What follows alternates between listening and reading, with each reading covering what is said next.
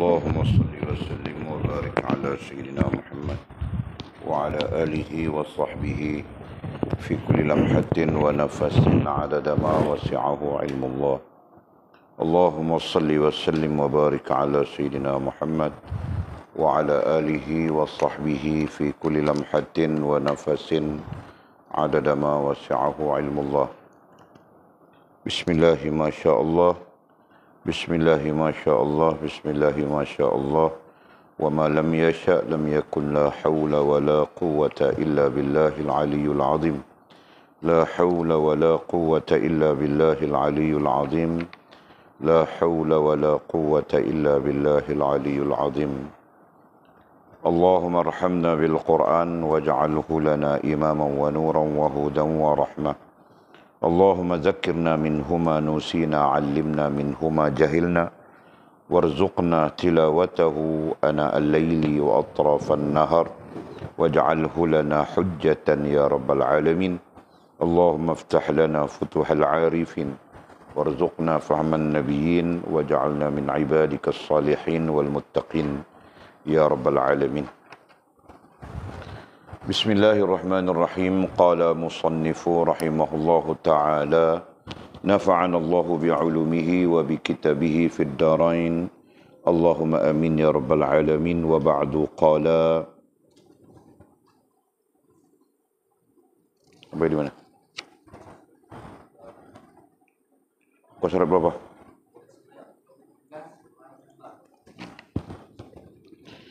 Wa ba'du qala musannifu rahimahullahu ta'ala: wahai hamba, ambillah perbandingan daripada ciptaan Allah, kemudian berfikirlah mengenai ciptaan itu, maka dengannya engkau akan mencapai zat yang maha pencipta.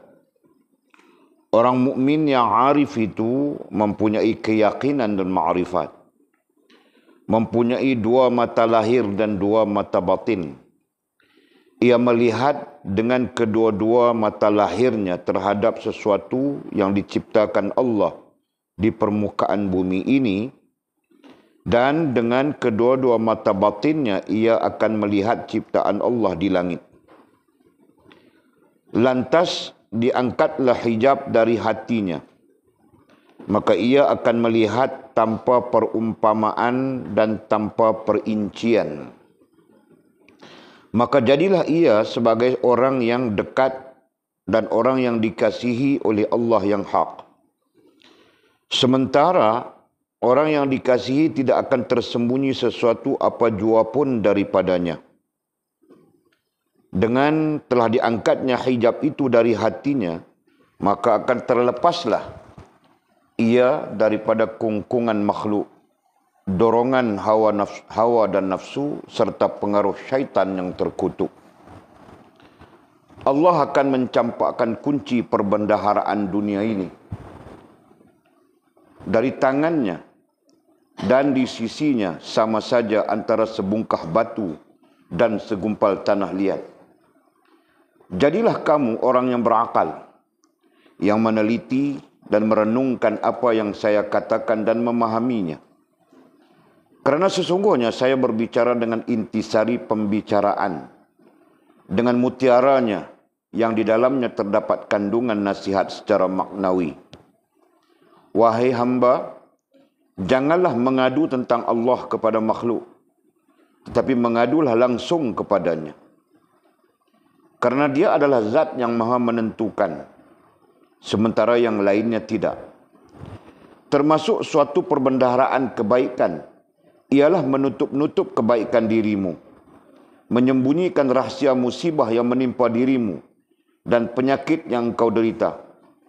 Setiap sedekah yang diberikan oleh tangan kananmu, janganlah sampai diketahui oleh tangan kirimu.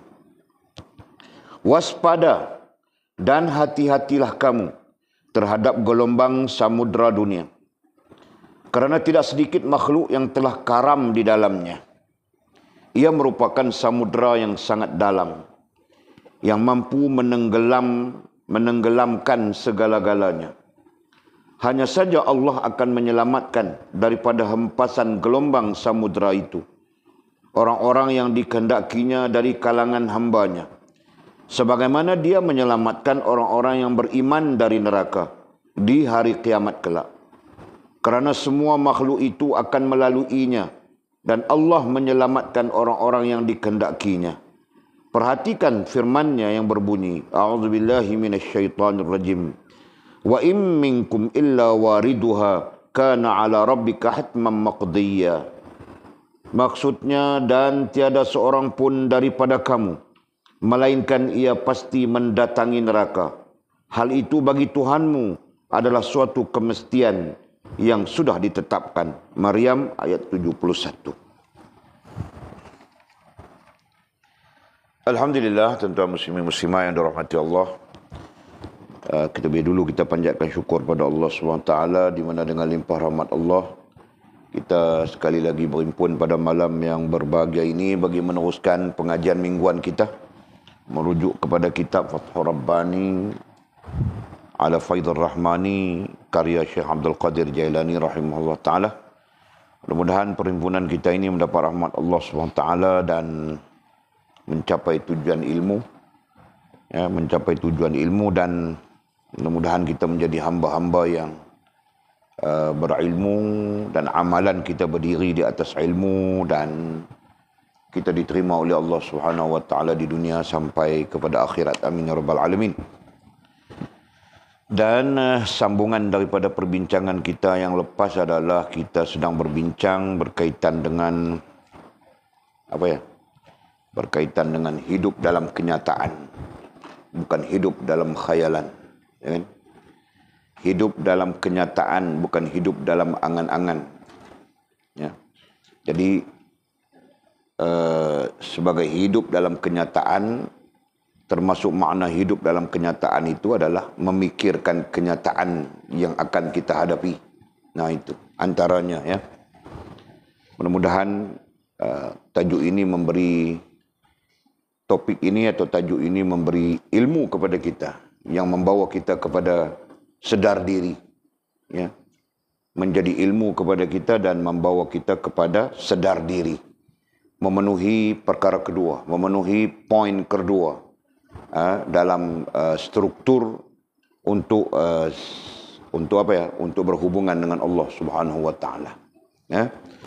Nah, jadi kita sambung, apalagi kata musannif, apalagi nasihat musannif, apalagi pengajaran musannif, ya, terkait dengan hidup dalam kenyataan bukan khayalan ini.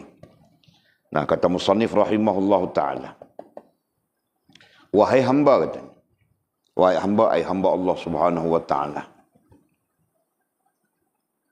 Jadi penterjemah tidak menukilkan perkataan musannif sepenuhnya, ya. Jadi kalau wahai hamba daripada perkataan Arabnya ya ibad, kan? Dalamnya ya ibadallah, begitu. Wahai hamba Allah, ambillah perbandingan daripada ciptaan Allah Subhanahu wa taala. Ambillah perbandingan ai ilmu.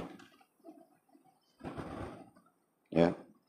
Ambillah perbandingan ai ilmu. Perbandingan itu maksudnya ilmu daripada ciptaan Allah Subhanahu wa taala. Nah, ini terkait dengan sabda Nabi sallallahu alaihi wasallam, tafakkaru ala khalqillah wa la tatafakkaru ala zatillah. Nah, terkait dengan itu, ya, berfikirlah tentang apa yang diciptakan oleh Allah Subhanahu wa taala, dan jangan kamu berfikir tentang zat Allah Subhanahu wa taala. Nah, ambillah perbandingan. Nah, boleh saja ambillah ilmu, ambillah pengajaran daripada ciptaan Allah Subhanahu wa taala. Nah, bagaimana kita mau ambil ilmu, bagaimana kita mau ambil pengajaran daripada ciptaan, daripada apa yang telah diciptakan oleh Allah Subhanahu wa taala? Nah, disitulah datangnya perbandingan.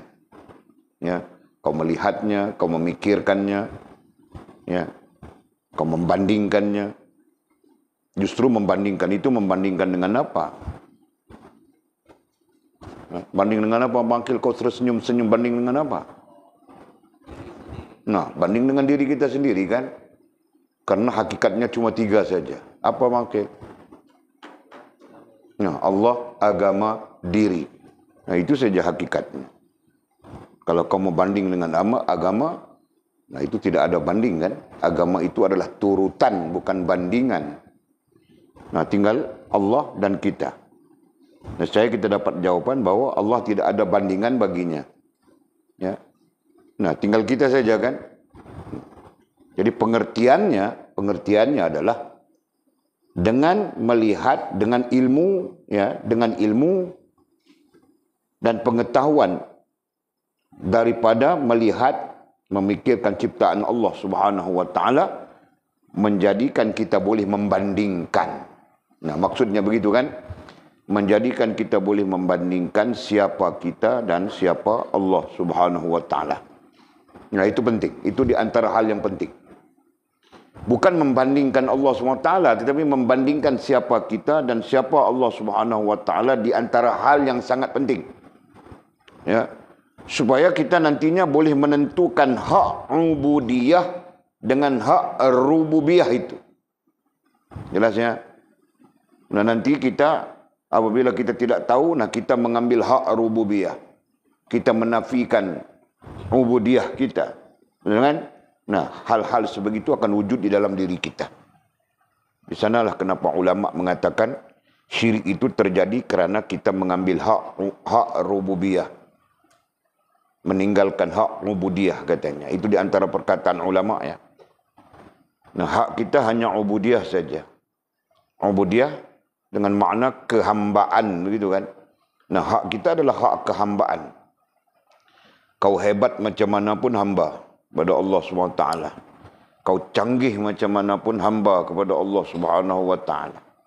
Kau bagaimanapun di atas muka dunia ini, nah kau adalah hamba kepada Allah Subhanahu wa taala, tetap. Dengan pasti.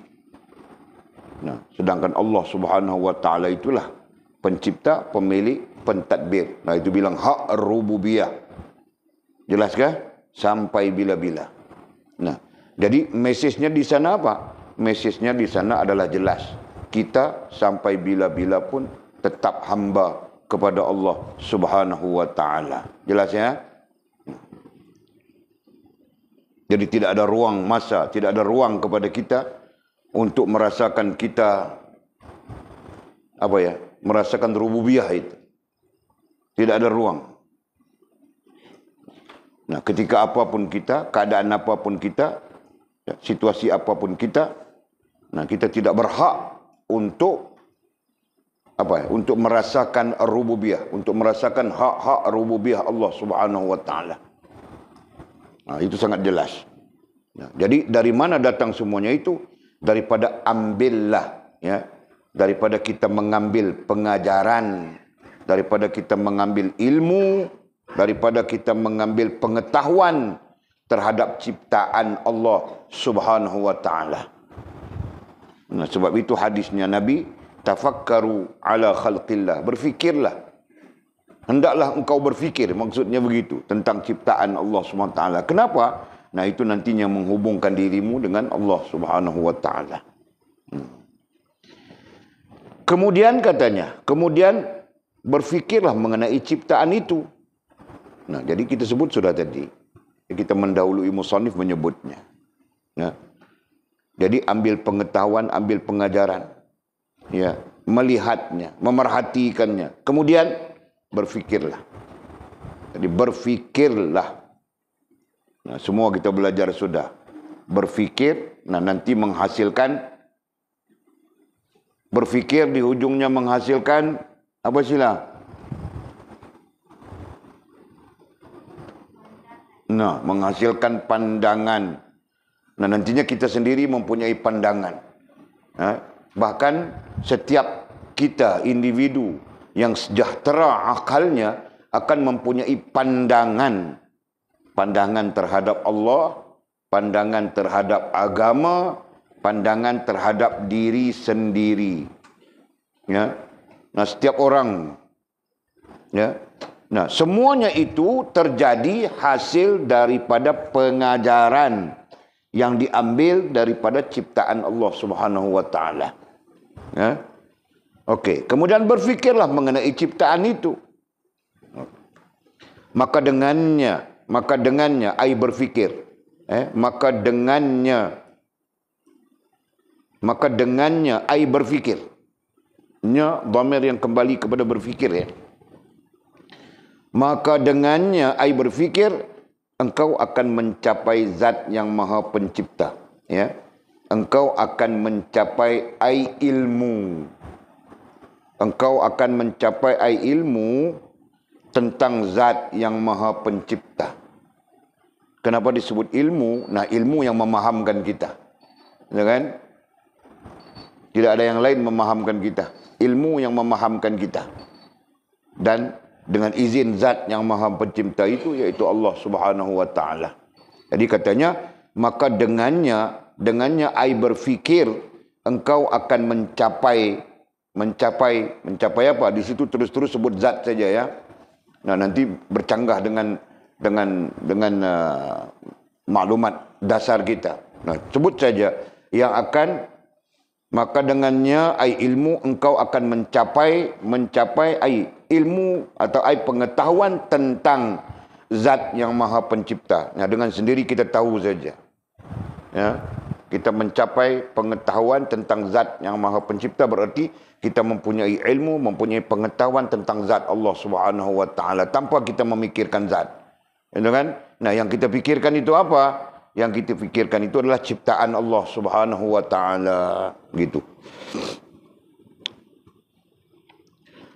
Orang mukmin katanya. Orang mukmin ai orang beriman saja kan? Nah, mukmin itu beriman.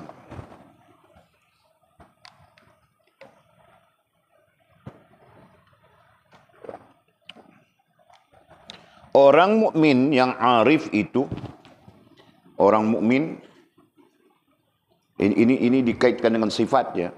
Mukmin kemudian dikaitkan dengan arif. Nah, dasarnya kita belajar sudah. Arif ada berapa sifatnya di situ? Nah, istilahnya adalah arifin. Ya, bandingannya adalah ulama. Betul kan? Nah, ulama ada berapa sifatnya dan arifin ada berapa sifatnya. Kita belajar sudah dasar. Sila sebutkan rantau.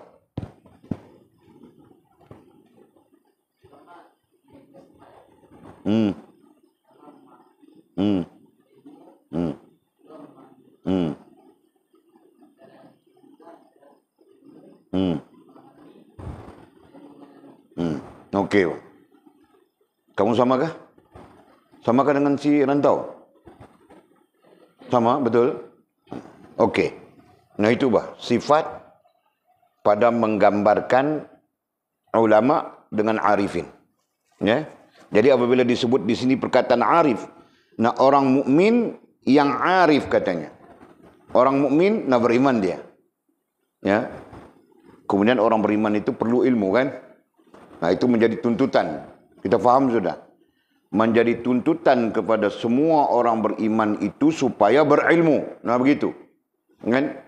Nah, berilmu mungkin dia tidak sampai kepada ulama, mungkin dia sampai alim saja. Dia tahu saja. Begitu kan? Nah, tahu dia, kemudian memahami dia, kemudian mengalami dia. Nah, dia tetap arif juga, walaupun bukan ulama. Faham kah? Dia arif sekadar pengetahuannya, arif sekadar dia. Ya, kalau istilahnya kita sebut tadi alim. Dia tidak sampai kepada ulama, tapi dia alim. Berarti dia tahu, ya, kerana dia belajar. Ya, nah, tahu dia, kemudian memahami dia, kemudian mengalami dia. Ya, kan? Nah, berarti dia arif juga di situ. Ya, arif tingkatan arif pun ada 4 tahap, ya. Nanti kita belajar. Okey, jadi orang mukmin yang arif itu mempunyai keyakinan dan makrifat. Jadi orang mukmin yang arif, ya, mempunyai keyakinan. Nah, orang mukmin ai orang yang beriman. Nah, orang beriman sudah tentu dia mempunyai keyakinan. Kemarin kita belajar tentang iman itu apa. Nah, kita bertanya kembali, ya, kita bertanya balik kemarin. Betul? Hari ini kita jumpa pencerahannya. Maka kita menjawab, iman itu keyakinan. Di antara yang menjawabnya adalah Syila. Iman itu, apa lagi? Pegangan. Ya kan? Nah, akhir sekali Walid menambah di sana, iman itu adalah hubungan sesuai dengan apa yang kita sedang belajar. Begitu kan? Nah, jadi sekarang kita berjumpa lagi orang mukmin. Nah, artinya orang yang benar keyakinannya. Orang yang benar pegangannya. Orang yang benar hubungannya dengan Allah Subhanahu wa taala. Nah, komplit sudah. Kan? Sempurna sudah maklumatnya. Jelas? Nah, luar daripada keadaan itu, nah mungkin dipertikaikan keimanannya. Betul kan? Paham tak? Jelas ya? Okey. Jadi itu orang mukmin, orang beriman. Kemudian selanjutnya yang arif. Nah, yang arif berarti dia apa tadi? Mempunyai pengetahuan, tahu dia dan pengalaman. Betul kan? Mempunyai pengetahuan itu terkait dengan fahaman. Ya. Mempunyai pengetahuan, faham itu kan? Nah, terkait dengan faham. Fahaman dan mempunyai pengalaman. Ya kan? Nah, itu disebut arif. Nah, kenapa disebut mukmin yang arif? Ya. Kalau mukmin saja, nah dia mempunyai keyakinan, betul. Dia mempunyai pegangan, betul. Dia mempunyai hubungan, betul. Nah, kemudian disebut dan ma'rifat. Nah, dan ma'rifat itulah ia mempunyai pandangan, ia mempunyai fahaman, ia mempunyai pengalaman yang betul. Nah, itu disebut ma'rifat. Ya. Nanti timbul pertanyaan, ma'rifat itu apa?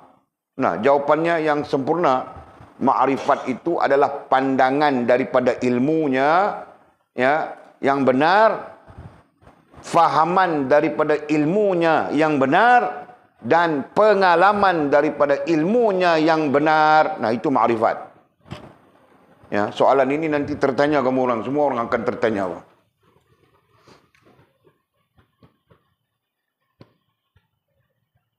Nah, ma'rifat ada berapa tadi? 3 ya. Kita ambil yang terakhir. Pandangan. Nah, jadi sebut pandangan saja kita tahu dari mana datangnya kan. Nah, pandangan, kemudian fahaman dan pengalaman. Kan? Pengalaman. Jadi kesemua ini benar ya. Benar, betul, hak dalam istilahnya, as-sidq. Ya. Yang kita belajar daripada kitab Bustanul Arifin, as-sidq, benar. Nah, itulah dipanggil apa? Ma'rifat. Ada dipanggil ma'rifat di sana, tulis sudah.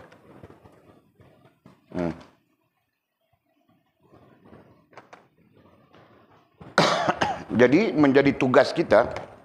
Nah, kita bercakap tentang mukmin dan ma'rifat ya. Menjadi tugas kita ya. Pertama sekali apa ya? Memastikan diri kita benar-benar mukmin, gitu kan? Itu menjadi tugas kita. Memastikan diri kita betul mukmin, benar mukmin. Memastikan diri kita dalam keadaan-keadaan yang al-ikhlasu was-sidq. Ya, ikhlas dan benar, betul? Kita belajar sudah kan? Bahkan kita belajar itu tentang syarat Allah menerima diri kita. Ada 2. Ya. Syarat Allah menerima diri kita ada 2 kan, Fas? Nah, apa Fas? Syarat Allah menerima dirimu. Nah, belajar sudah apa? Apa?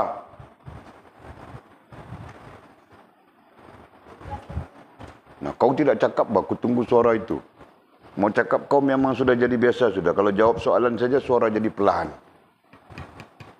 Mungkin Anjung suruh begitu barangkali kan.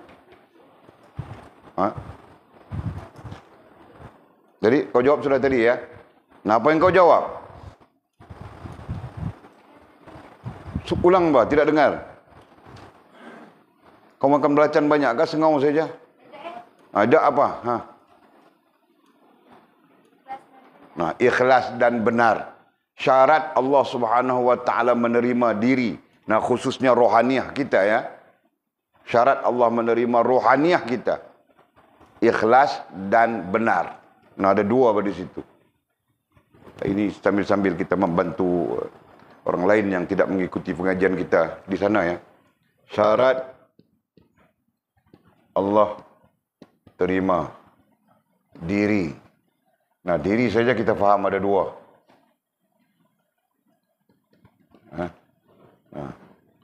Satu ikhlas.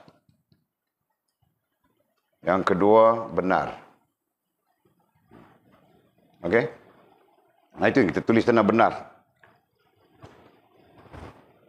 Nah kita mesti benar. Benar dengan Allah, benar dengan agama, benar dengan diri kita sendiri. Sumbernya juga benar, yang menghasilkan pandangan yang benar, yang menghasilkan fahaman yang benar, yang menghasilkan pengalaman yang benar. Ya? Nah itulah arif. Jadi arif itu nantinya membawa kita kepada ma'rifah. Ya. Paham tak? Jadi tersebut sudah di sana. Orang mukmin yang arif itu mempunyai pertama keyakinan dan ma'rifat. Nah, jadi kita jalur-jalur untuk sampai kepada keyakinan, jalur-jalur untuk sampai kepada ma'rifat. Nah, semuanya belajar sudah ya. Okey. Mempunyai dua mata lahir katanya. Mempunyai dua mata lahir ai zahir. Dan perkataan lahir-lahir ini, penterjemah ini pun ciplak juga, Pak. Ya. Penterjemah ini orang Melayu, orang Malaysia. Namanya Ustaz Hafiz Syafaqah. Nah, dia pun ciplak juga dengan terjemahan Indonesia. Tidak ada terjemahan Melayu Malaysia yang menggunakan istilah lahir. Ya. Nah, datang dengan istilah lahir, nah itu Indonesia. Paham tak? Jadi kalau kita apa? Mempunyai dua mata zahir dan dua mata batin. Nah, jadi sekaligus ya apa dinyatakan di sini? Musannif memberitahu kepada kita hal yang agak apa ya? Hal yang agak dalam. Ya, orang mukmin itu ya, orang mukmin yang arif itu mempunyai keyakinan dan ma'rifat. Jadi seolah-olah seiring itu. Ya. Seiring dia. Keyakinan itu satu, ma'rifat itu satu. Ya, lainnya bukan sama. Kita perlu faham secara berbeza. Ya. Keyakinan, nah itu lain. Ma'rifat itu lain. Karena keyakinan boleh jadi tidak nampak. Ya, yakin. Padahal dia tidak nampak. Sedangkan ma'rifat itu nampak. Memang ya. Kau belajar sudah nampak kan? Nah, ada berapa jenis nampak? Nah, apa? Dua saja. Nah, Walid belajar 3 jenis nampak. Macam mana kau belajar 2 saja? Siapa yang mengajar kau? Ha? Nah, kau perlu kasih tahu siapa yang mengajar kau. Kalau betul, aku bilang betul saja. Kalau salah, aku bilang salah apa? Ha? Lupa. Jadi kau menyatakan 2 saja kan? Musyahadah dan mukasyafah. Nah, kenapa Walid belajar 3? Walid salahkah kau yang salah? Ha? Kenapa kau bilang kau salah? Nah, kenapa kau bilang kau salah? Sebab Walid cakap ada 3. Nah, kalau Walid yang salah macam mana? Jadi tidak boleh begitu. Kau perlu tahqiqkan pengetahuan kau sendiri kan? Nah, Walid bilang ada 3. Kenapa? Yang musyahadah itu mata akal. Yang mukasyafah itu mata hati. Yang ketiganya itu mata zahir ini kan? Kau tidak kira kan? Nah, kau bukan buta menggagau meraba saja begitu kan? Okey. Jadi terkait dengan keyakinan dan ma'rifat, 2 hal yang berbeza, maka dinyatakan juga kepada kita sebagai orang mukmin yang arif itu mempunyai 2 mata zahir. Nah, 2 biji mata zahir ya, yang boleh dilihat, dan 2 mata batin, dan ada juga padanya 2 mata batin. Nah, itu orang mukmin yang ma'rifat. Dua mata batin itulah musyahadah dan mukasyafah. Ya. Dhabit. Mempunyai dua mata zahir. Nah, dua mata zahir yang kelihatan, yang kita tengok buta tidak buta. Nah, itu dua mata zahir. Dan dua mata batin. Nah, dua mata batin itu adalah mukasyafah dan musyahadah. Nah, itu perbezaan. Jadi mukasyafah dan musyahadah itu nantinya menjadikan si mukmin itu ma'rifah. Ya. Mukasyafah dengan musyahadah itu nantinya menjadikan si mukmin itu ma'rifah. Jelas? Ya. Nah. Okey. Ia siapa? Si mukmin itu juga, Pak. Si mukmin yang arif, ya. Si mukmin yang mempunyai keyakinan dan ma'rifat, yang mempunyai dua mata zahir dan mempunyai dua mata batin yang disebutkan tadi. Ya. Dengan makna yang boleh disebut sudah, ya, bukan makna zahir ini, ya. Dua mata batin apa maknanya sila? Nah, musyahadah dan mukasyafah. Dua mata zahir itu apa maknanya, Faz?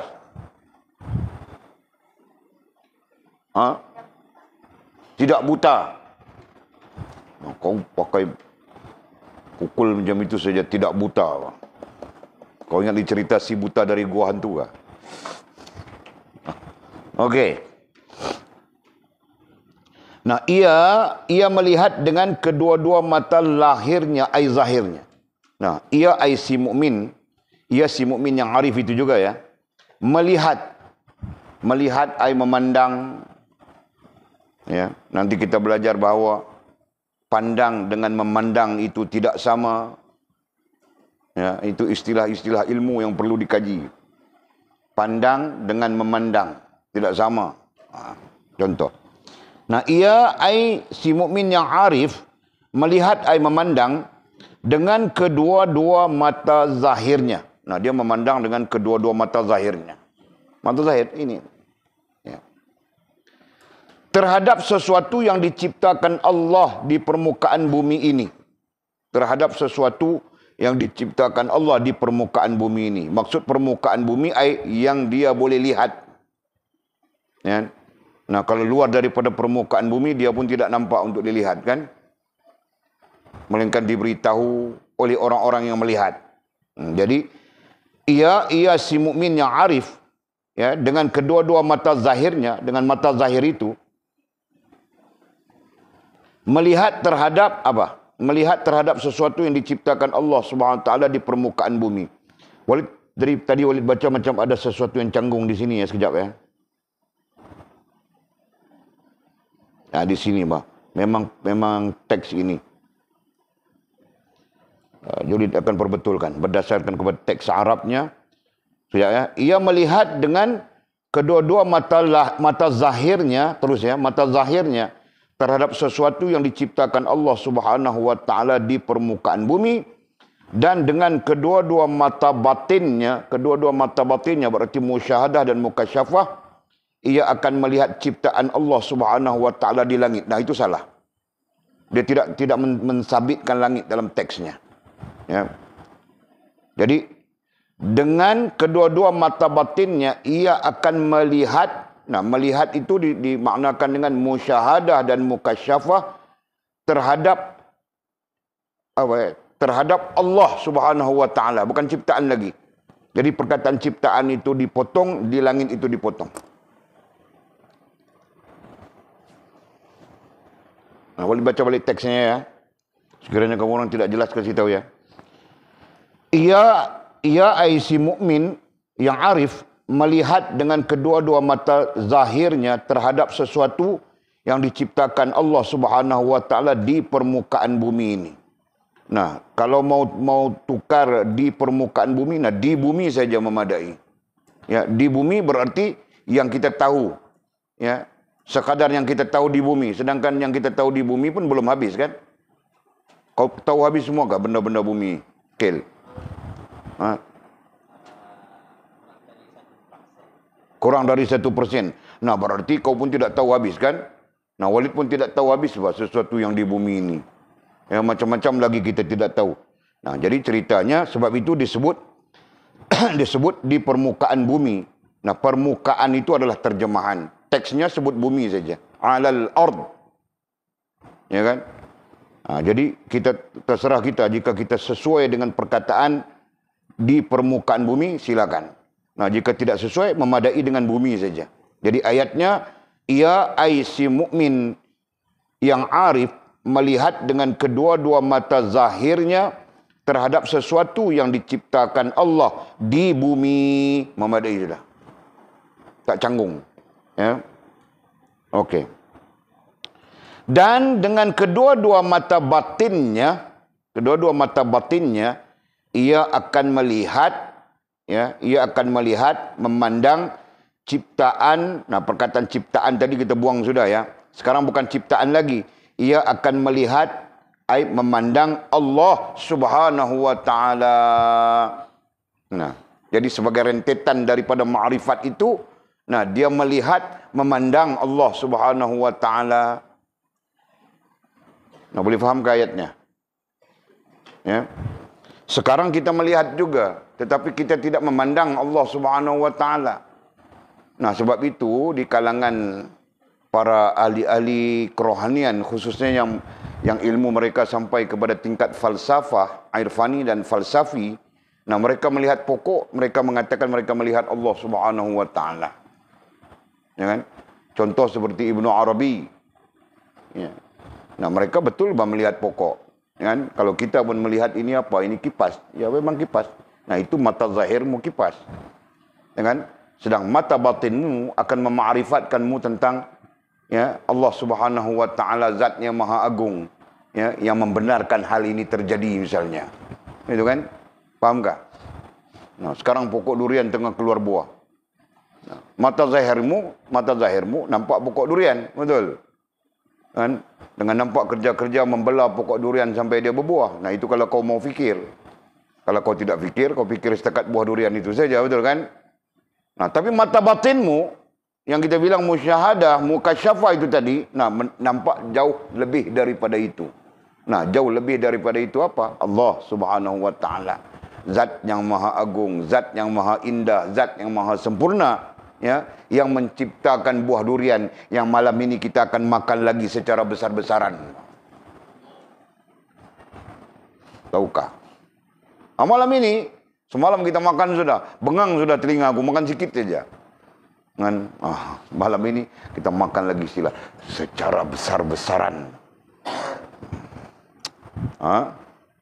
Jadi kita kena berhenti awal. Okey, nah faham itu tadi. Ini antara teks-teks yang kita perlu faham, ya. Teks ilmunya di sini. Ya, daripada banyak-banyak yang kita baca, nah itu antara ilmu penting. Faham kah? Nah, jadi jangan ada yang tertinggal. Nah, kaitkan saja dengan pelajaran asasul usul kita.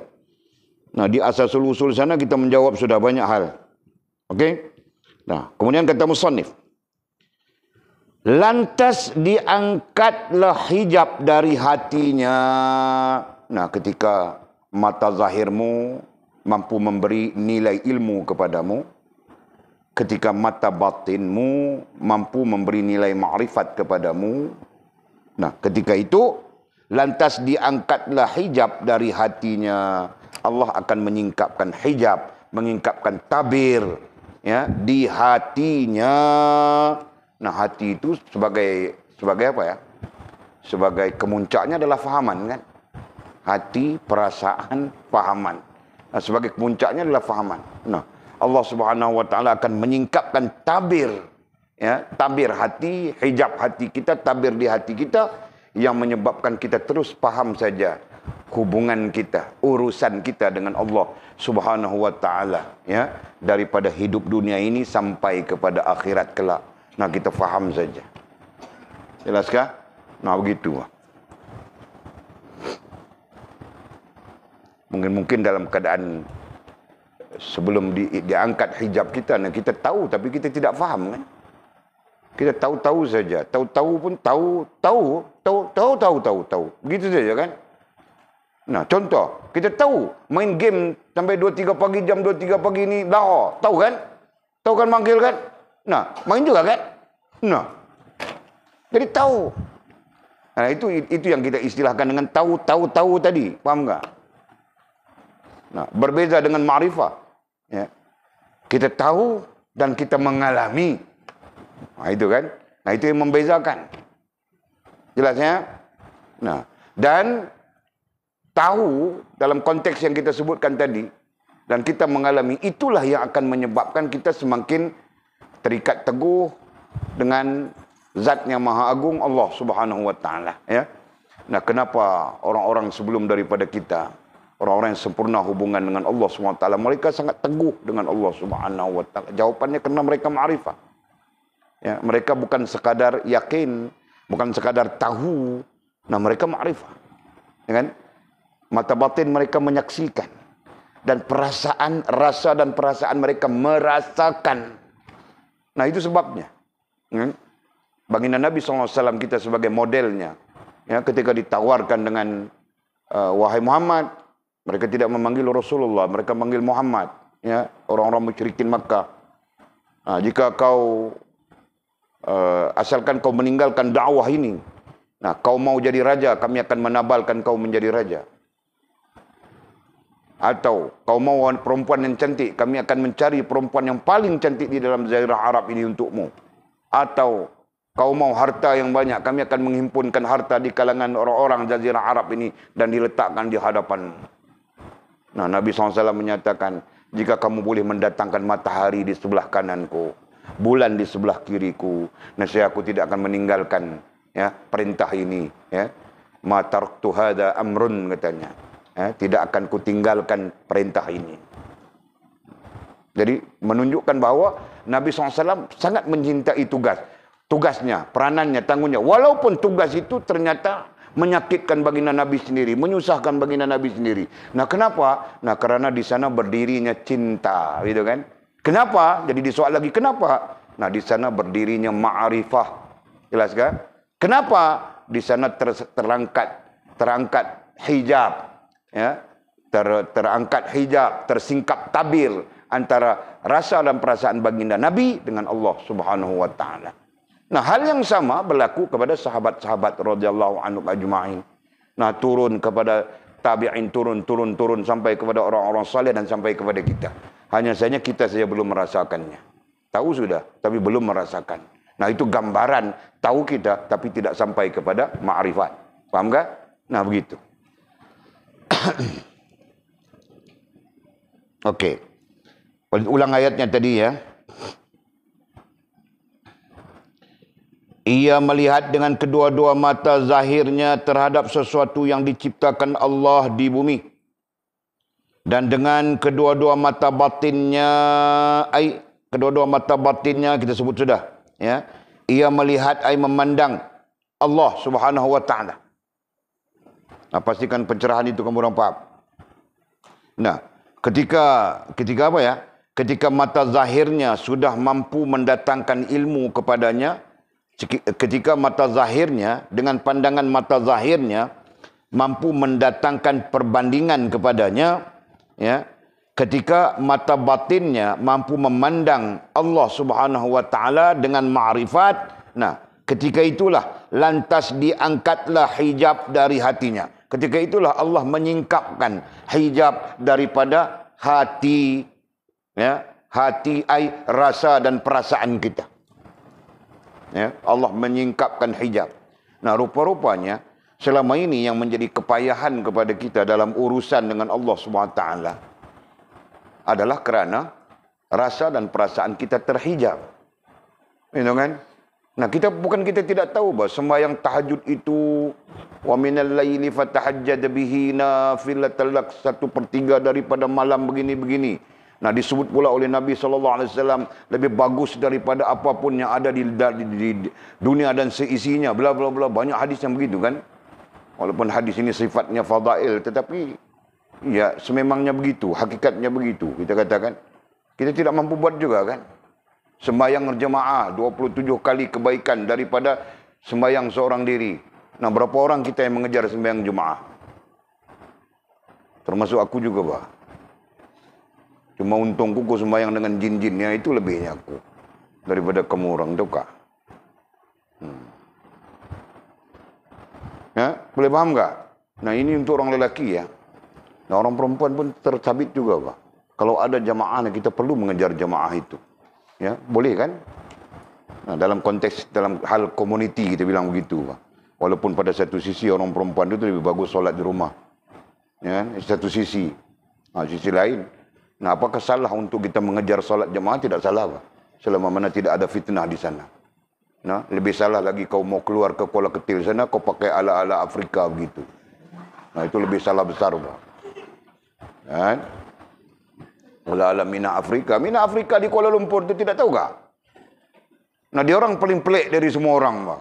Kalau kita perhatikan ya. Belajar di Yaila, di sekitar Kuala Lumpur itu. Nah, kalau perhatikan dia orang paling pelik. Pakaiannya berwarna-warni macam-macam, ranggoli gitu kan. Nah, tadi pun ada 2-3 orang mau pergi Kuala Ketil ala-ala ranggoli juga, bah. Nah, perhati saja dari jauh, tapi tidak nampak bah bibir yang tebal itu kerana dia pakai niqab gitu kan. Nah, kalau tengok dari jauh nampak bibirnya yang tebal, nah semestinya macam Mina Afrika saja.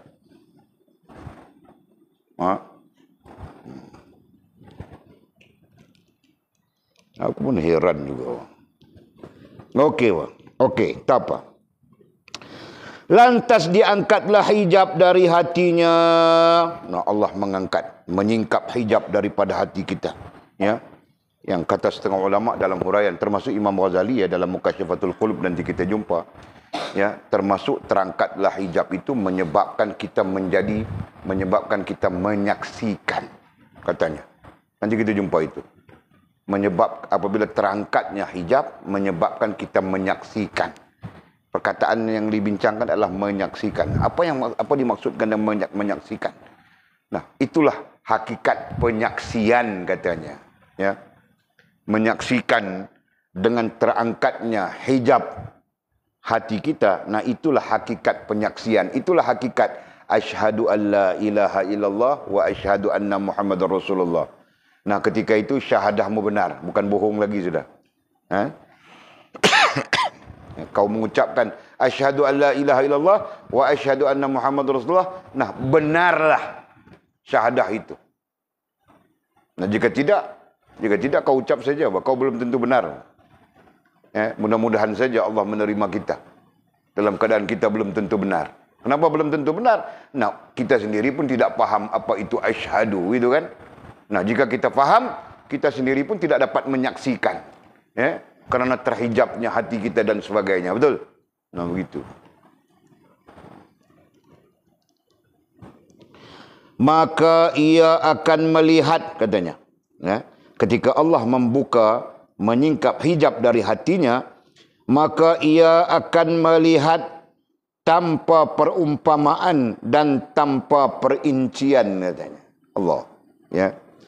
Ketika Allah membuka hijab hatinya, maka ia akan melihat. Melihat ay memandang. Melihat ay memandang apa? Pertama, Allah Subhanahu wa taala. Ya. Kedua, pertama Allah Subhanahu wa taala jalal, jamal dan kamalnya. Ya. Yang kedua, ciptaan Allah Subhanahu wa taala. Nah, ada dua di situ. Maka ia akan melihat ay memandang dengan hati, dengan ma'rifah itu tadi ya, tanpa perumpamaan. Tanpa perumpamaan. Apa maksud tanpa perumpamaan dan tanpa perincian? Nah, maksudnya pandang terus, Bang. Pandang terus. Nah, itu yang kemudian disebut mukasyafah itu ya. Pandang terus. Nah, tidak ada perumpamaan, berarti tidak ada bandingan. Tidak ada perincian, berarti tidak ada ukuran. Ya. Jadi tidak ada ukuran jauh dekat lagi. Dia nampak terus. Nah, begitu, Pak. Kan? Tidak ada perumpamaan, nah tidak ada perbandingan lagi. Perbandingan begitu, begini, begitu, tidak ada lagi sudah. Nampak terus. Nah, itu maksudnya. Jadi kalau ditanya nampak terus itu apa? Nah, itu boleh sebut sudah tadi. Nampak terus itu jalal, jamal, kamal bagi zat Allah Subhanahu wa taala, dan nampak terus ciptaan Allah Subhanahu wa taala itu bagi menghubungkan kita dengan Allah Subhanahu wa taala. Sekarang kita tahu juga bahkan siapa yang boleh cipta sistem perut kita misalnya. Sistem perut kita kan. Nah, siapa yang boleh cipta? Sistem perut kambing pun tidak boleh dicipta. Kalau orang boleh cipta sistem perut kambing, nah saya ada kambing palsu, Pak. Tahu tak? Nah, kita tersilap beli kambing palsu rupanya. Tengok dia makan rumput macam biasa saja. Berak macam biasa. Rupanya kambing palsu. Silikon saja. Nah, kerana orang tidak boleh mencipta perut antaranya selain daripada hal-hal yang lain, maka tidak wujud kambing palsu. Kalaupun kambing palsu, nah itu orang buat main saja, tahu tak? Faham tak? Sistem perut. Nah, sistem perut itu kita tahu tidak ada siapa yang boleh ciptakan. Masuk roti canai, keluarnya ampas saja. Masuk nasi, keluarnya ampas. Masuk mie, masuk roti canai, masuk semua-semua. Campur-campur tetap keluarnya ampas. Tidak keluar seperti mana yang kita makan. Nah, itu satu yang hebat sudah kan? Masya Allah. Di perut kita saja, bukan jauh, di perut kita saja. Nah, itu pun masih belum mampu membawa kita kepada Allah SWT. Betul kan? Betul kan? Betul kau boleh cakap? Betul, bah. Itu pun belum cukup kuat membawa kita melihat, memandang Allah Subhanahu wa taala. Belum kuat, bah. Bertembung telefon baru saja dengan itu, nah kita pandang telefon, bah, Allah Subhanahu wa taala di tepi saja. Betul kan? Sama saja dalam hal yang lain. Bertembung mau pergi solat asar dengan awek, kita pandang awek, bah. Kan manggil kan. Itu. Bertembung macam-macam lagi, bah, sebagai perbandingan. Nah, kita akan memilih sesuatu yang bersifat memuaskan dunia kita, memuaskan diri kita dan dunia kita, paham tak? Nah, begitu. Semua ini kenapa? Padahal di perut kita, dekat dengan diri kita ada sudah. Nah, semuanya kerana kita tidak ma'rifah. Ya, menyebabkan kita tidak memandang, tidak melihat. Tahu kita bukan tidak tahu, tetapi kita tidak ma'rifah. Paham enggak? Nah, kenapa kita tidak ma'rifah? Nah, kau pernah usaha kau untuk ma'rifah? Nah, misalnya. Nah, jika kau tidak berusaha untuk ma'rifah, maka tidak akan sampai kepada ma'rifah justru. Nah, begitu. Okey. Maka ia akan melihat tanpa perumpamaan dan tanpa perincian. Nah, apa makna tanpa perumpamaan, tanpa perincian? Dhabitnya, nampak terus, pandang terus. Nah, itu terjemahannya. Jadi nampak terus, pandang terus itu macam mana? Nah, diceritakan oleh para ulama. Nah, kita tidak tahu, Walid tidak tahu langsung hal ini. Tapi ulama menceritakan begitu. Ya, ada banyak kitab-kitab karya-karya para ulama. Nah, antaranya adalah Asy-Syifa, nama kitabnya. Asy-Syifa ada di kita. Setelah musannifnya menceritakan mukjizat baginda Nabi sallallahu alaihi wasallam, nah kemudian dia menceritakan karamahnya para ulama.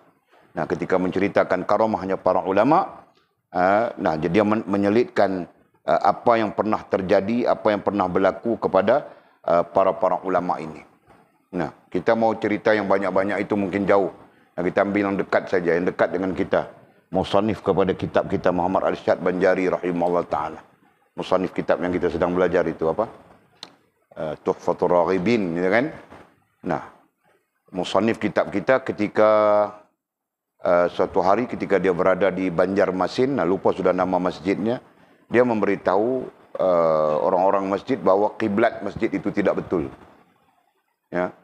Nah, bilang mereka kiblat ini sudah betul, sudah ditentukan oleh ulama begitu begini. Dia bilang tidak betul. Kiblatnya tidak betul. Masih salah. Ya, orang itu tidak dapat terima, Pak. Jadi biasa saja apabila salah bilang ulama cakap begini. Nah, bila ulama-ulama sudah ni bilang raja yang perintahkan begini. Nah, begitu keadaannya kan. Nah, sampai-sampai Syekh Muhammad Arsyad terus-menerus menyatakan bahawa kiblat ini tidak betul. Nah, sampai-sampai mereka mencabarnya. Ada ulama-ulama ketika itu di situ mencabarnya. Nah, yang betulnya macam mana? Nah, dia terus membuka jubahnya. Nah, tengok daripada jubahnya, nampakkah kiblat? Nah, orang tengok daripada jubahnya, tidak nampak, Pak. Nah, itu tidak betul. Nah, seperti yang aku katakan, kiblat ke sini, condong ke sini. Nah, tengok daripada jubah, tengok ke dalam, nampak kiblat, nampak Masjidil Haram. Ya, itu Syekh Muhammad Arsyad Banjari rahimahullah taala menentukan arah kiblat melalui jubah tangannya. Coba kamu orang type bah Google saja, mesti ada kisah itu. Ya, nah itu contoh pandang terus, paham enggak? Nah, dia pun pandang terus juga, Pak, bahwa ini tidak betul. Kiblat sini tidak betul misalnya, ke sini. Nah, dia pandang dari sini, dia nampak sampai ke Makkah terus. Nah, itu panggil pandang terus. Bukan nampak hantu, Pak. Kalau nampak hantu pun pandang terus juga, tapi itu tidak dikira sebagai pandang terus dalam hal ini. Ya. Tidak kira dipandang terus dalam hal ma'rifah. Okey? Nah, boleh faham tak? Nah, tidak pelik, Pak. Ini hal-hal yang tidak pelik. Nah, contoh lain, kalau di kalangan sahabat, Sayyidina Umar itu kan, ketika dia sedang berkhutbah di Masjid Nabawi di Madinah, Khalid Al-Walid sedang bertempur di Yarmuk, dengan perang Yarmuk. Khalid bin Al-Walid sedang bertempur dalam perang Yarmuk. Nah, Sayyidina Umar sedang berkhutbah di Masjid Nabawi pada hari Jumaat, khutbah Jumaat kan. Sedang berkhutbah dia rancak menceritakan kita hendaklah berlaku baik kepada orang-orang yang datang menziarahi kita. Sedang-sedang tiba-tiba dia berhenti. Khalid, di belakangmu ada musuh, dia bilang begitu. Nah, terkejut semua makmum. Kan? Terkejut semua makmum solat Jumaat itu tengah mendengar khutbah tentang menerima kunjungan ziarah orang-orang luar daripada Madinah, berarti orang-orang Hudaibiyah, orang-orang Afrika itu, Pak.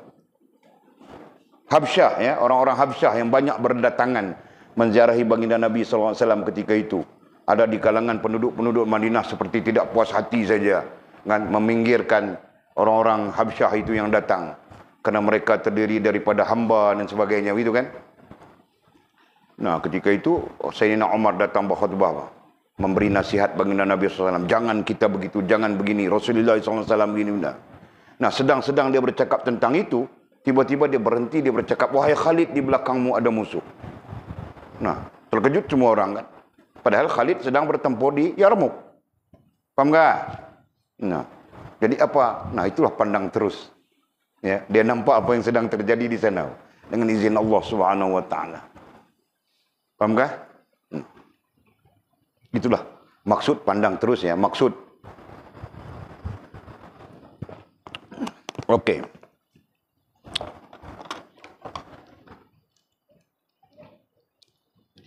Maka jadilah ia sebagai orang yang dekat, katanya. Maka jadilah ia ai si mukmin yang arif. Jadilah ia ai si mukmin yang arif sebagai orang yang dekat. Nah, istilah Arabnya apa dekat, Sofia?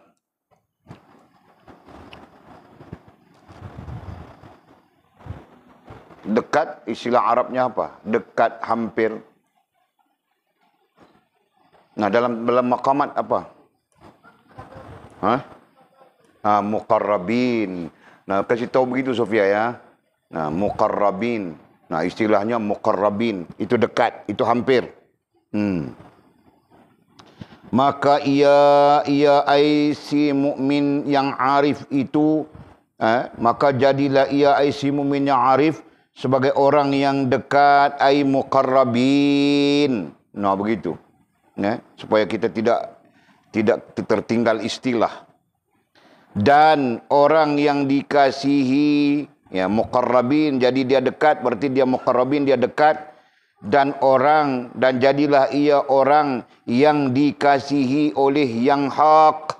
Jadilah ia orang yang dikasihi. Nah, tambah ainya, dicintai. Boleh saja begitu.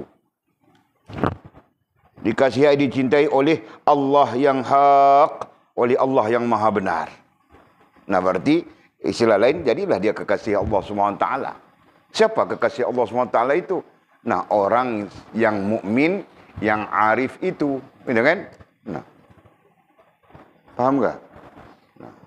Jadi yang bilang makrifat itu bagai-bagai tadi, nah itu hasil daripada yang kita sebutkan tadi, betul kan?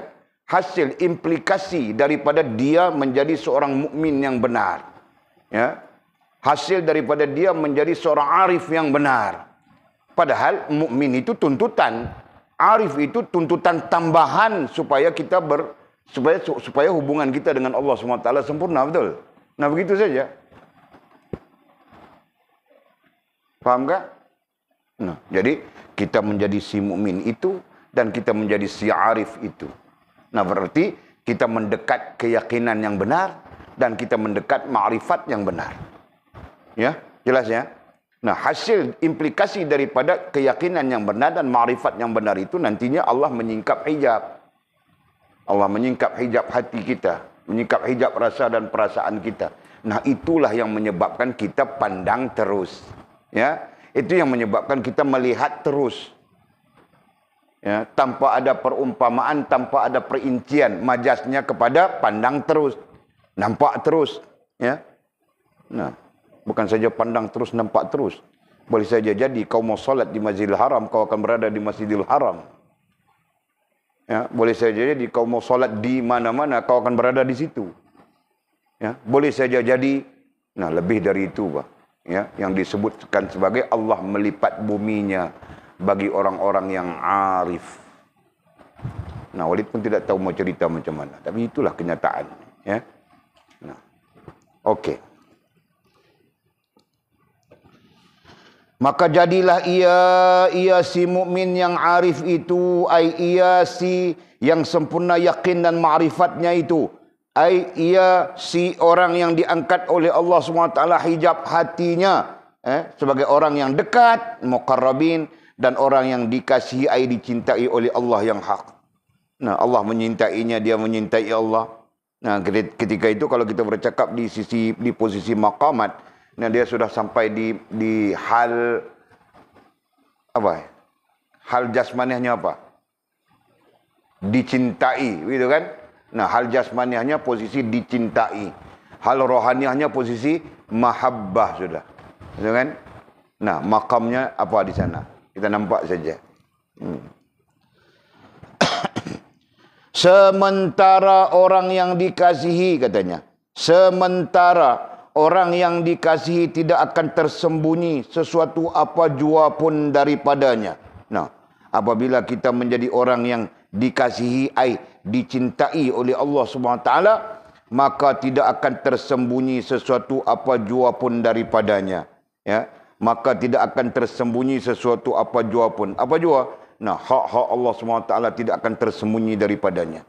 Daripada hamba yang dicintai oleh Allah SWT, seperti mana manusia mencintai manusia, maka tidak ada yang sembunyi lagi sudah. Ya, betul kan? Nah, manusia mencintai manusia, sama saja keadaannya. Orang lain tidak tahu tai lalatnya ada di punggung, tapi Mizi kau tahu bah? Kau tahu bahwa pada si Yana itu tai lalat ada di punggung. Kami mana tahu bah? Kau seorang saja yang tahu. Nah, kenapa kau seorang yang tahu? Nah, karena Yana itu mencintai kau dan kau mencintai Yana. Nah, tidak ada rahsia di antara kau dengan Yana, kan? Dan tidak ada rahsia di antara Yana dengan kau. Tapi kami boleh tahu. Macam mana kami boleh tahu? Nah, kau yang menceritakan. Nah, berarti kau jahat bah ketika itu. Kau menceritakan rahsia kekasihmu. Jahat kan? Nah, begitu. Jangan kau cerita-cerita Mizi. Kalau benar kau mengasihi, nah begitu kan?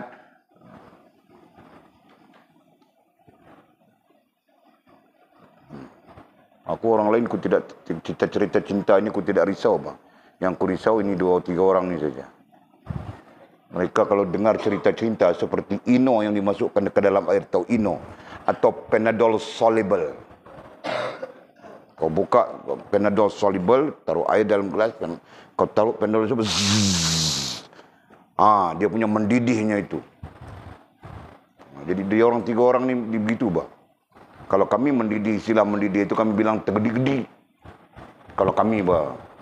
Jadi kamu orang mungkin tidak. Mungkin manis-manis begitu kan.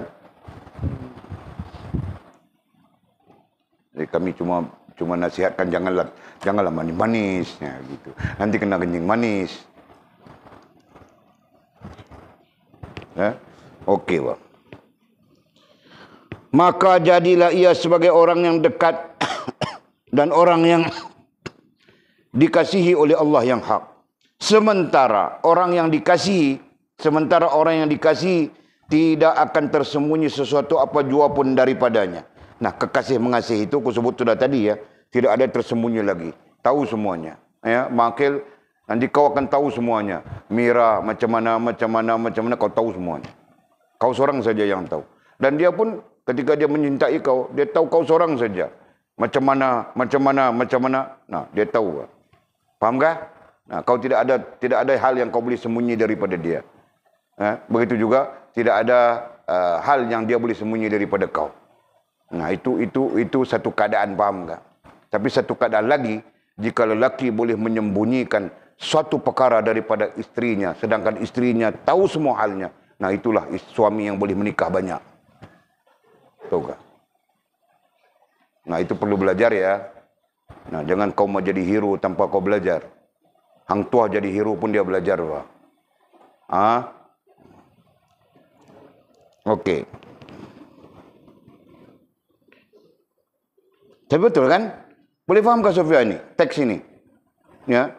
Apabila sudah menjadi kekasih mengasihi, ini di antara kita dengan Allah SWT. Nah, nescaya terbuka semua rahsia. Betul kan?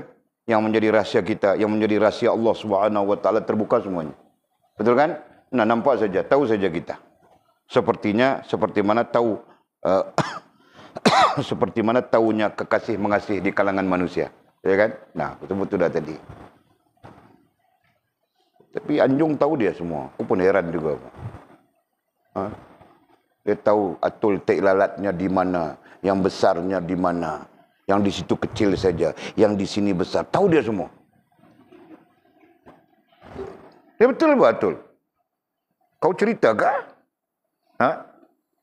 Kau baca kah Atul pula, Anjung punya tu buku nota? Kau mau tengok kah? Nanti kau ambil kasih kau. Kalau dia tidak bawa lari dalam nota, aku baca nota itu. Jadi pelik bah, kau tahu kan? Jangan-jangan dia pakai hantu betul, tahu kan? Pakai hantu bahaya kau kan? Bahaya kau, bahaya si Sila, bahaya si Fas. Pakai hantu dia. Yang sebenarnya dia ada nota Atul ya. Jadi Walid banyak tahu apa yang dia bercakap, dia tulis di nota itu, Walid tahu banyak dari situ. Macam-macam ditulisnya. Ada yang ditulisnya yang tidak perlu ku cerita. Aku cerita yang syok-syok, yang kartun-kartun, yang drama-drama begitu saja. Nah, kalau aku mau cerita semua, aku yang malu. Aku cerita sambil muka aku tutup begitu. Okey.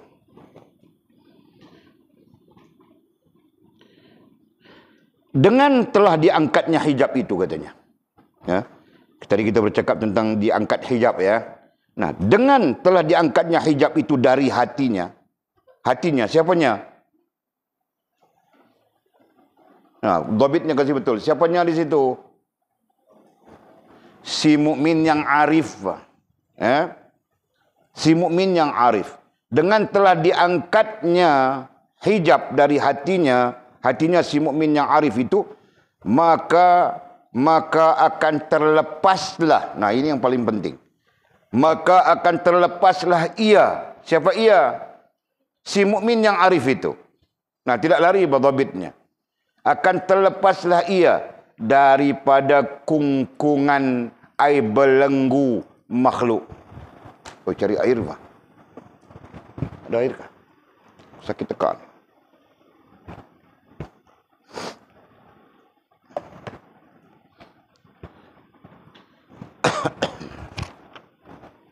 Maka akan terlepaslah ia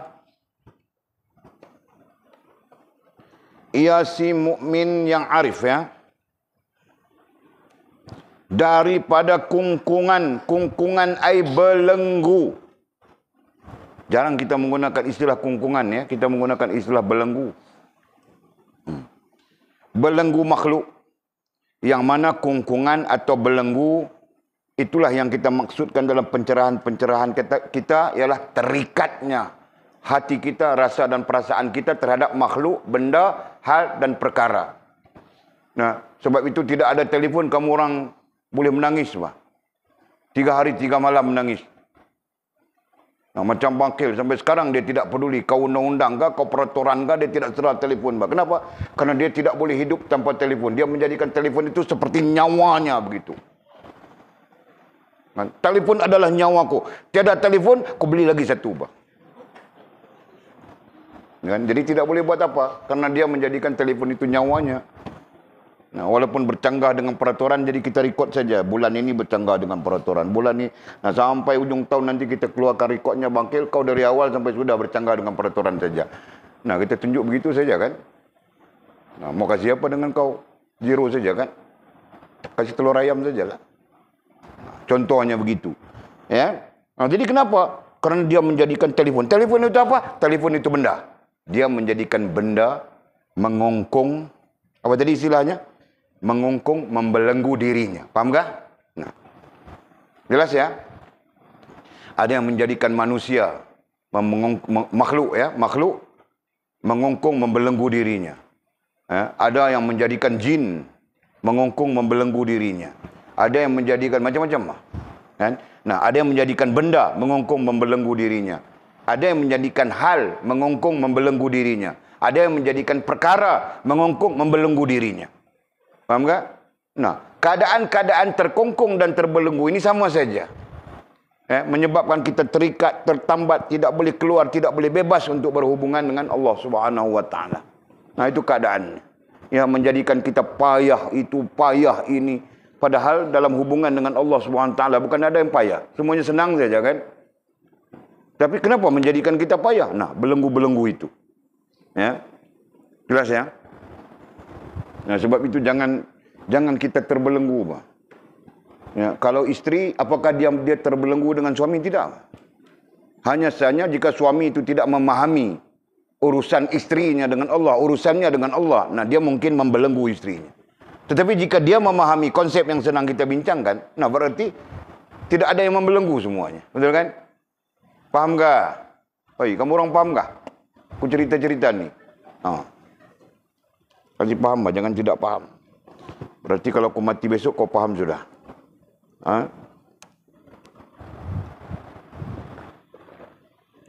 Ada kajian.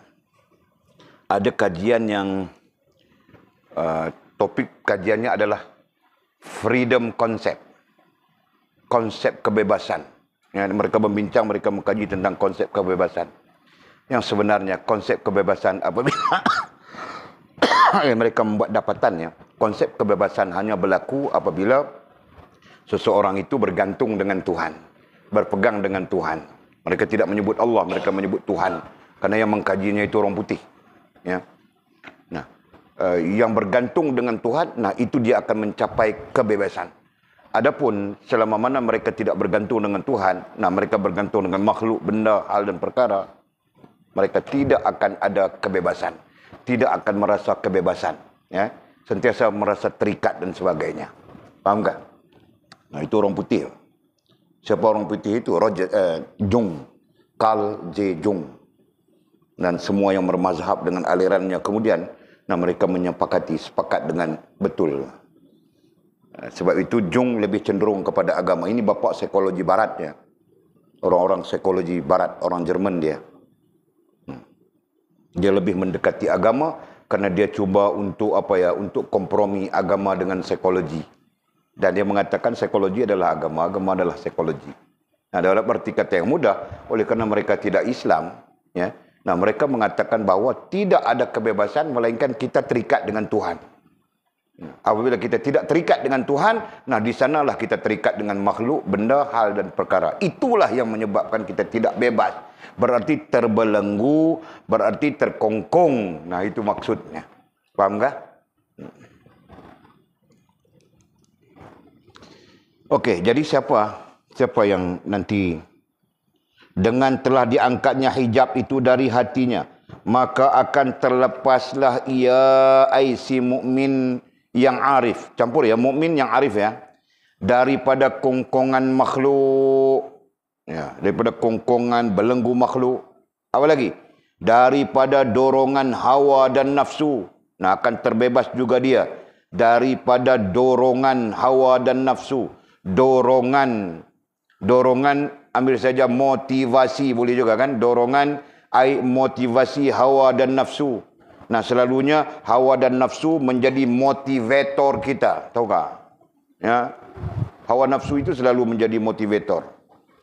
Mau keluar pergi Kuala Ketil saja dia motivasi motivator kita. Bilang kasih cantik sikit. Mata kasih biru. Kan? Mata kasih biru, mata kasih hijau. Mata kasih hijau. Di sini panggil apa? Sini panggil apa? Sini panggil apa, Mak? Ha?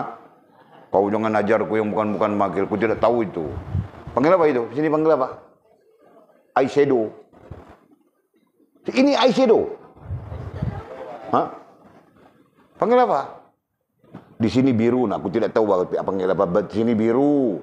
Ha? Sini. Nah, itu sebenarnya motivasi daripada hawa dan nafsu kita. Faham tak? Nah, bukan lain. Hawa dan nafsu kita saja. Nah, apa salahnya kalau kau pergi ke Kuala Ketil itu dengan hitam semua, tutup muka mata pun tidak nampak. Apa salahnya? Macam Bimi malam-malamnya, dia bukan nampak mata, tahu kah? Jadi walaupun tidak tahu dia tidur kah, dia apakah? Ha? Contoh, kan? Nah, kenapa orang perempuan terlalu, nah misalnya, bukan orang perempuan, orang lelaki pun serupa saja, kan? Nah, kain pelekat dengan baju tidak boleh kah? Boleh kan? Oh, jangan nanti orang bilang suami abang, isteri abang malas lah. Macam dia orang bising. Nah, Walid, nak aku ajar diriku begitu saja. Mau pergi mana? Aku pakai kain pelekat dengan baju dalam putih situ saja. Naik berterbang. Aku kena tahan di Dubai, tahu kah? Kena tangkap, nasib baik tak terlepas ke terbang. Pakai selipar yang bunyi serap dalam mepot. Kan? Nah, orang berjalan tidak bunyi, kita berjalan bunyi. Nah, polis Dubai tangkap. Kita pun heran kenapa tangkap. Dia pun cek. Apa yang bunyi dia tanya. Kan? Nah, kita pun bunyi. Bunyi apa? Mulai ingat bunyi sesuatu kak. Rupa-rupanya bunyi kita berjalan itu. Kita pun tes berjalan, bah bunyi, bah betul. Bunyi selipar saja. Tapi selipar getah itu betul kan? Dia bunyi bah. Satu dunia aku merantau pakai selipar getah saja, betul kan? Nah, tidak ada yang membelenggu bah. Tapi mau combo itu hari kelang kabut saja. Cari kasut lah, cari tie lah, cari itulah, cari inilah. Terbang duitku 200 lebih bah. Rugi saja. Pakai sekali nak buang. Kemana tie pun ku tidak tahu, kemana kasut pun ku tidak tahu, kemana seluar pun ku tidak tahu, semua sudah. Nampak kan? Nah, satu sisi kita tidak terbelenggu. Nah, bebas begitu kita kan? Nah, kita boleh menghubungkan diri kita khusus dalam konteks kita dengan Allah. Nah, kita boleh berhubungan dengan Allah pada keadaan apapun, pada situasi apapun. Nah, di satu sisi yang lain, tengok. Kita terbelenggu.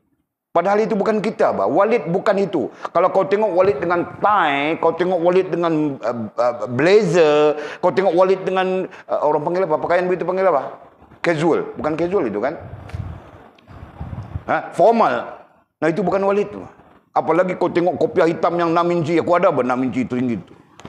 Nah, itu bukan Walid, bah. Itu hantu Walid atau duplicate Walid saja. Karena Walid daripada awal sampai sekarang tidak begitu. Aku bukan jenis begitu, tahu tak? Nah, menikah aku saja aku pakai biasa saja. Bini mana? Semua bini, Pak. Marah dia orang dengan aku. Apa buat begitu? Nah, kau peduli apa? Kau mau hidup dengan aku, hidup cara aku, Pak. Begitu saja. Tidak mau, silakan. Baru menikah 2 hari. Aku cakap begitu saja, tahu tak?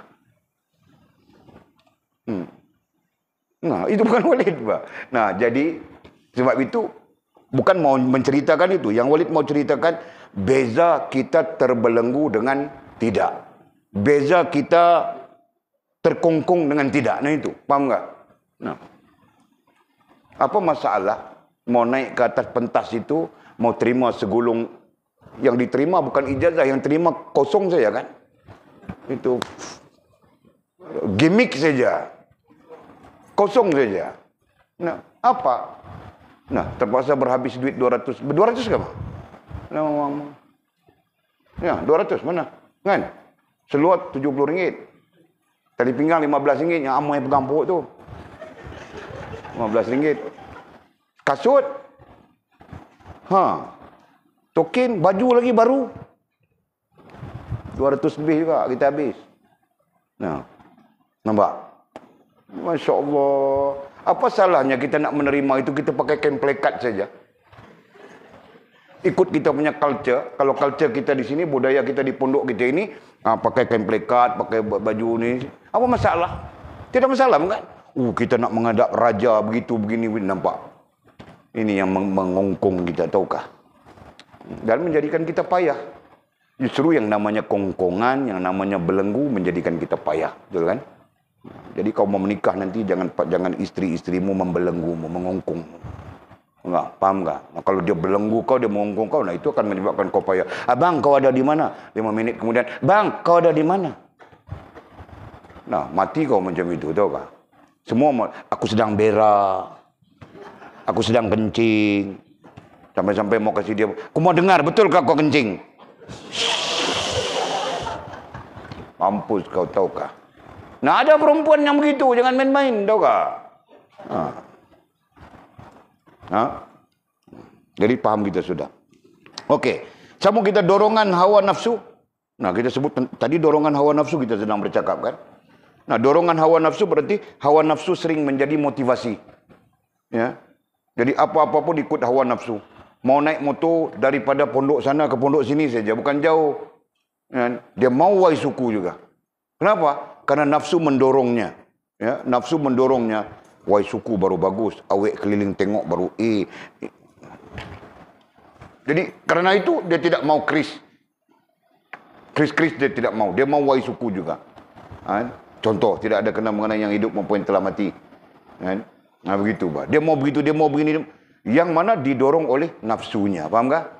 Padahal daripada pondok itu ke sini, tarik nafas, tahan saja, sampai sudah.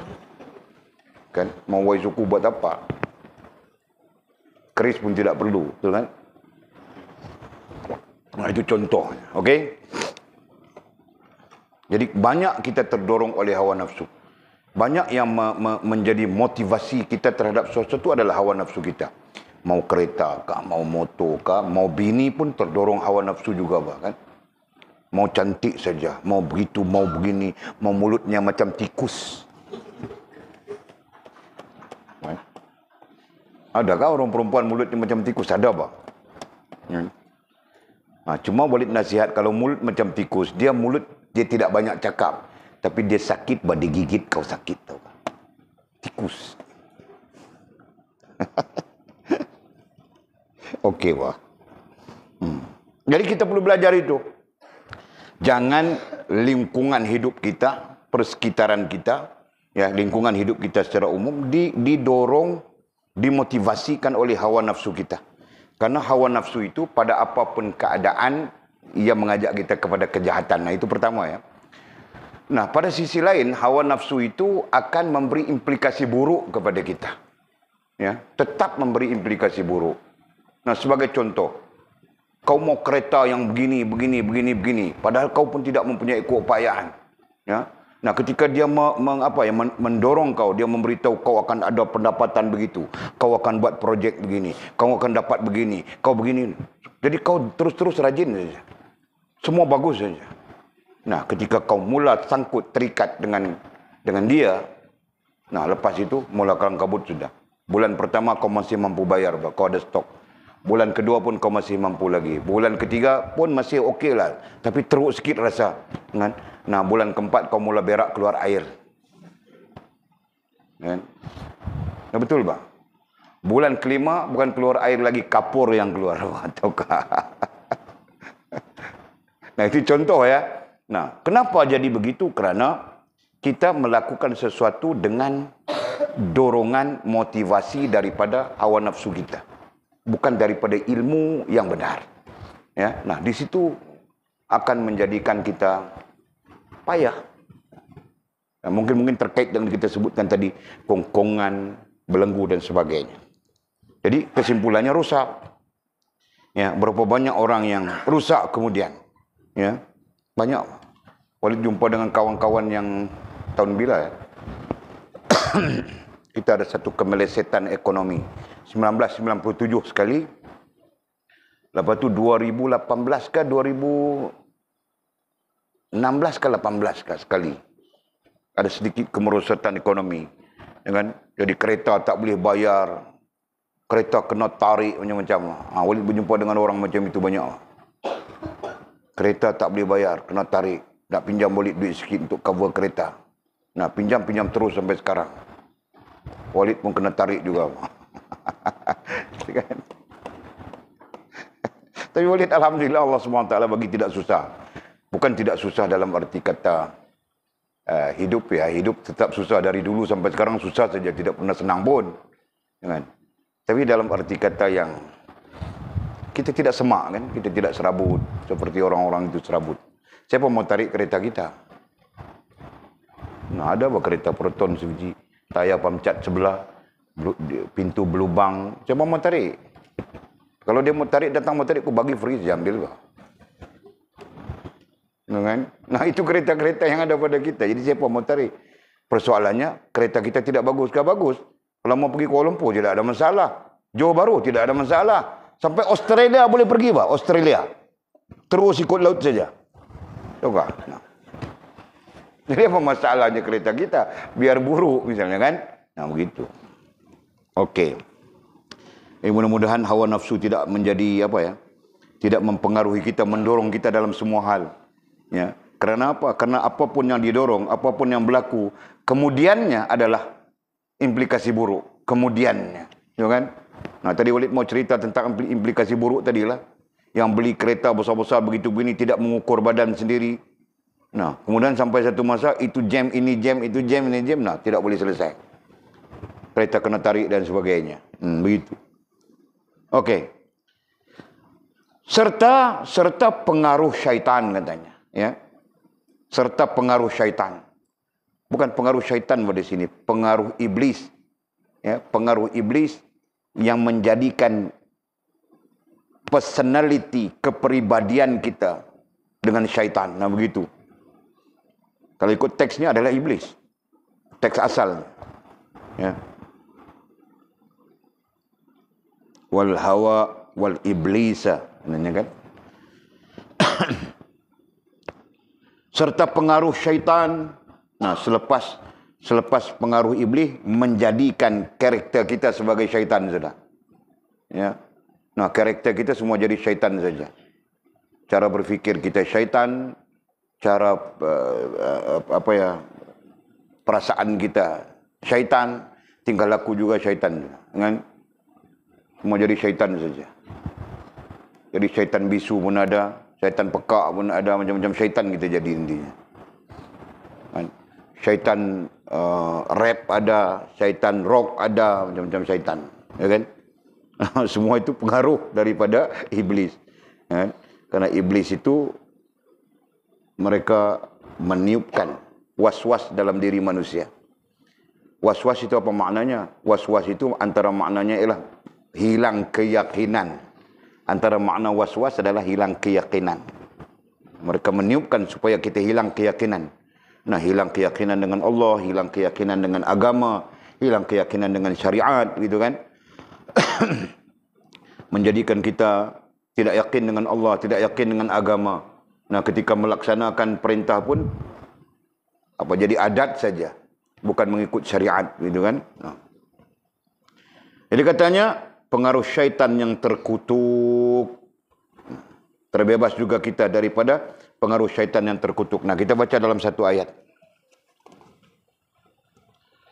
Dengan telah diangkatnya hijab itu dari hatinya. Hatinya ai si mukmin yang arif, gitu kan? Nah, jadi pendekatannya si mukmin yang arif akan menghasilkan keyakinan dan ma'rifah, gitu kan? Okey, si mukmin yang arif maka akan terlepaslah. Nah, jadi dhabit apa terlepaslah? Ada dhabit lain kah? Nah, terlepaslah, berpisahlah, ya. Kalau agak tidak ekstrim, merendahlah, menunduklah, gitu kan. Dia terlepas itu pun bagus juga. Terlepaslah, maka akan terlepaslah ia si mukmin yang arif itu, daripada kungkungan air belenggu makhluk. Nah, dhabitkan kasih penuh. Makhluk, benda, hal dan perkara. Sekurang-kurangnya 3 di situ. Daripada kungkungan air belenggu makhluk, kedua benda, ketiga hal dan perkara. Nah, ini selalu mengungkung kita. Terkungkung saja kita dengan makhluk-makhluk, dengan benda-benda, dengan hal-hal, dengan perkara-perkara. Nah, kita kena belajar apa? Buang yang namanya hal, buang yang namanya perkara, buang yang namanya benda, buang yang namanya makhluk. Tinggal aku dan Allah. Nah, itu kan? Nah, itu dasar utama. Yang pastinya yang ada Allah dan aku dan Allah. Nah, begitu. Okey. Ayat itu tergantung lagi. Maka akan terlepaslah ia ai si mukmin yang arif daripada kungkungan air belenggu makhluk, benda, hal dan perkara. Dorongan hawa nafsu, dorongan ai motivasi hawa nafsu. Setiap hari hawa nafsu kasih motivasi saja pada kita. Ya. Waktu subuh dia kasih motivasi, kau tidur bagus-bagus. Inilah time yang paling bagus untuk tidur. Menyihatkan badanmu, menguatkan tubuhmu. Nah, time subuh sudah tu. Nah, dia kasih motivasi itu. Betul kan, Makil? Time belajar, nah dia kasih motivasi. Kau lena-lena apa? Kau belajar apa? Pejam-pejam mata lena-lena. Kalau mata kau tidak lena sebab Walid nampak, otak kau lena apa? Mata celik saja tapi otak lena sudah. Rugi juga kan? Nah, ini motivasi hawa nafsu kita. Okey. Serta pengaruh syaitan yang terkutuk. Nah, pengaruh syaitan itu, pengaruh iblis tadi boleh sebutkan.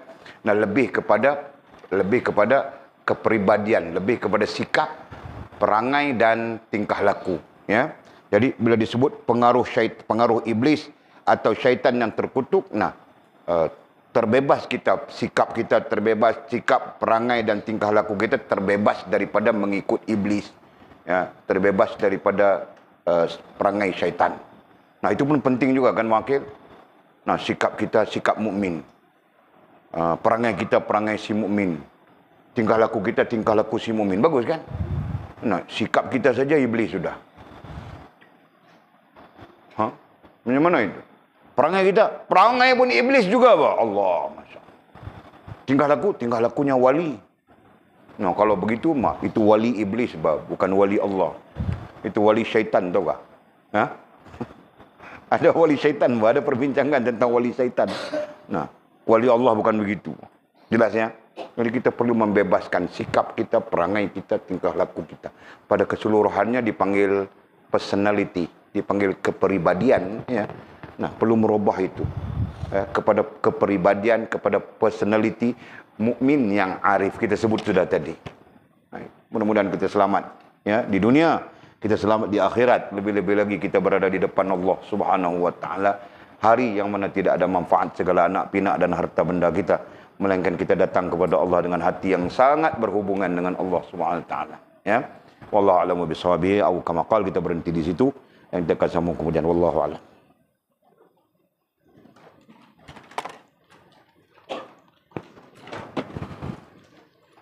Banyak juga kita. Okey, ada pertanyaan apakah? Boleh ingatkan lagi sekali ya, malam ini kita makan pulut durian. Durian banyak ini durian, ini durian daripada kawasan durian. Kalau negeri itu adalah negeri durian, datang daripada negeri durian, tahu tak? Jadi kamu orang makan dengan Bismillahirrahmanirrahim sambil mendoakan Tuan Durian. Buahnya banyak lagi bulan depan, tahun depan. InsyaAllah. Pulut durian, makan dengan pulut. Kamu orang kena makan, Walid seorang saya tidak boleh makan, kamu orang pernah makan.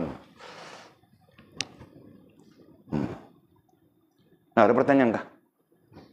Ada? Tidak?